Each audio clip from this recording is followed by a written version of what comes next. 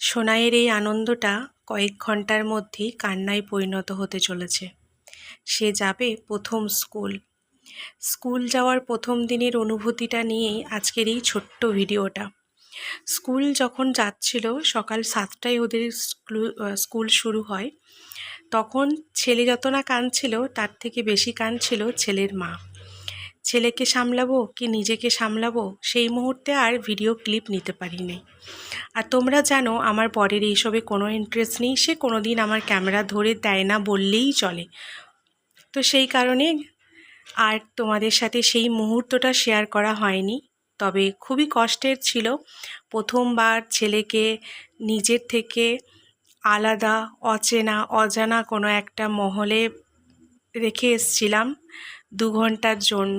তো সেই মুহূর্তটা তোমাদেরকে বলে বোঝাতে পারবো না যে আমার বুকের ভেতরে কি হচ্ছিল। নিজেকে সান্ত্বনা দিচ্ছিলাম যে সবাইকেই পড়াশুনো করতে হয়েছে। আমরা যেরকম পড়াশুনো করেছি, বাবা মার থেকে দূরে গিয়ে স্কুল যেতাম, আমার সন্তানও ঠিক সেই রকমই। প্রথম দিনটা সব বাবা মারই কষ্ট হয়, সেরকমটা কিন্তু আমারও হয়েছিল। তারপর দেখো, ওর বাবা ওকে নিয়ে এসেছিল স্কুল থেকে। যেহেতু আমার অফিস ছিল, তো সেই জন্য আমি যাইনি, ঘরে রান্না করছিলাম। দিতে আমি যাই প্রতিদিন। এখন ওর 3 দিন হচ্ছে স্কুল যাওয়া, আর এটা হচ্ছে প্রথম দিনে স্কুল থেকে আসার পর ভিডিওটা। তো তারপরে সোনাইকে অনেক কথা জিজ্ঞেস করছিলাম, তো আমাকে বলছিল প্রথম দিন ওর কিছু সেরকম কিছু করায়নি, এমনি খেলাধুলোই করেছে ও। আর সেকেন্ড দিনতে এরকম একটা স্কোয়ার বাড়িতে বানিয়ে নিয়ে যেতে বলেছিল।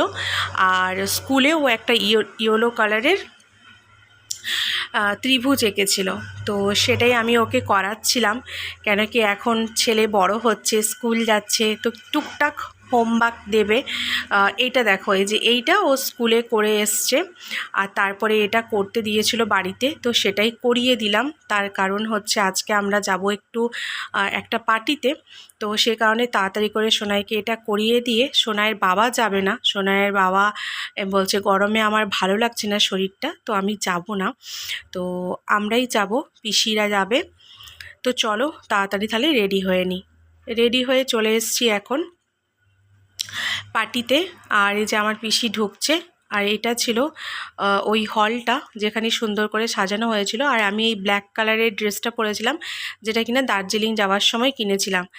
দার্জিলিংয়ের কথা মনে পড়তে খুব আফসোস লাগছে এই গরমে দার্জিলিংয়ের ওয়েদারটা খুব খুব মিস করছি, খুব মনে পড়ছে দিনগুলোর কথা।